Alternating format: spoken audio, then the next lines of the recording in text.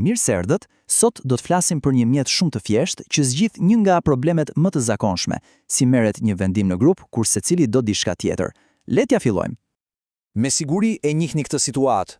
Jemi një grup shokësh dhe nuk biem dakord se çfarë loje të luajmë ose ku të shkojmë për shëtitje. Njëri do këtë, tjetri atë. Tingëllon shumë e njohur, apo jo? Dhe pikërisht këtu nis i gjithë kaosi.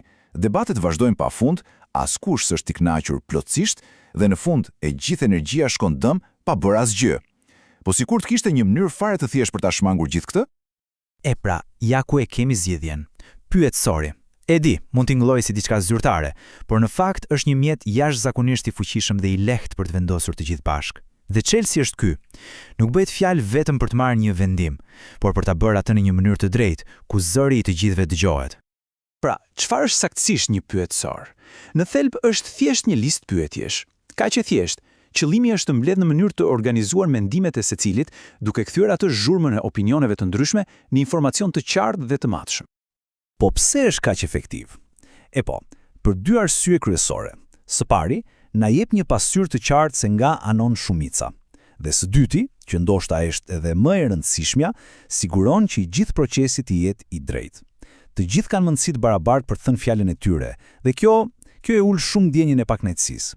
Për shembull, le të mendojmë pak. Zgjedhja e vendit për ekskursionin e klasës apo diçka akoma më e thjeshtë si të vendosim se cilat janë lojrat tona të preferuara. Një pyetësor i shpejt zgjidh këtë situatë pas një lloji drame, brenda pak minutash. Mirë, tani që e kuptuam se çfarë është dhe pse funksionon, le të shohim se si ndërtohet një i tillë. Dhe lajmi i mirë është se e gjitha përmblidhet në vetëm 3 hapa shumë logjik. Këto janë 3 shtyllat kryesore. Së pari, përcaktojmë qëllimin. Pastaj, krijojmë pyetjet. Dhe në fund, përgatisim përgjigjet. Le t'i shohim pak më me detaje secilën prej tyre.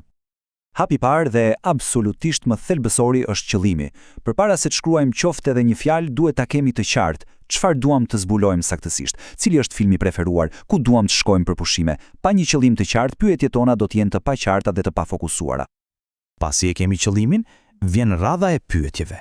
Dhe këtu, rregulli i artë është thjeshtësia. Pyetjet duhet të jenë sa më të shkurtra, të drejtë për drejta dhe të kuptueshme për çdo. Duhet të shmangim fjalët e ndërlikuara apo pyetje që mund të krijojnë konfuzion. Dhe së fundit përgjigjet. Që procesi të jetë sa më i shpirtë dhe efikas, gjëja më e mirë është të ofrojmë opsione të gatshme. Përgjigje si po jo, opsione me disa zgjedhje ose ato kutitë e thjeshta për të shënuar janë ideale. Pse? Sepse e bëjnë mbledhjen dhe analizimin e të dhënave shumë më të lehtë.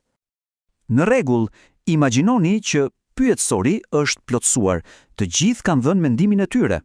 Po tani, si i kthejmë të gjitha këto përgjigje individuale në një vendim të përbashkët?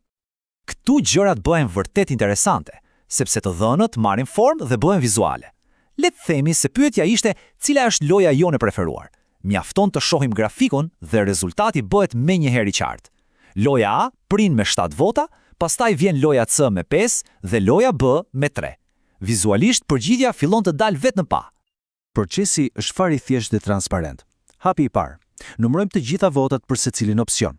Hapi i dytë, gjejmë se cili opsion ka marrë më shumë vota. Kaq, pikërisht ai opsion përfaqëson zgjedhjen e shumicës.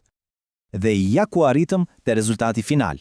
Pa debate të gjata, pa hatërmbetje, pa ndjesinë se dikush nuk u dëgjua. Të dhënat flasin vetë.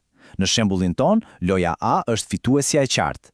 Ky është një vendim i marrë në mënyrë demokratike, transparente dhe më e rëndësishmja e drejtë për të gjithë grupin. Mirë, tani që pam se sa e thjeshtë dhe e fuqishme mund të jetë kjo metodë, ka ardhur koha ta provoni edhe vetë. Por përpara kësaj, le të bëjmë një përmbledhje të shpejtë të pikave më të rëndësishme. Pra për ta përmbledhur shkurtimisht, një pyetësor është një mjet fantastik për të mbledhur mendime. Ndërtohet në 3 hapa të thjeshtë: qëllimi, pyetjet, përgjigjet. Dhe në fund fare, rezultatet ndihmojnë që grupi të marrë një vendim të qartë dhe të mbështetur nga të gjithë. Dhe kjo na lë me një pyetje të fundit për të menduar. Duke e ditur këtë mjet kaq të thjeshtë, çfarë pyetësorësh argëtues apo praktik mund të krijohen me miqt, familjen apo kolegët? Mundësitë janë të pafundme, nga ato më seriozet deri te më zbavitësit.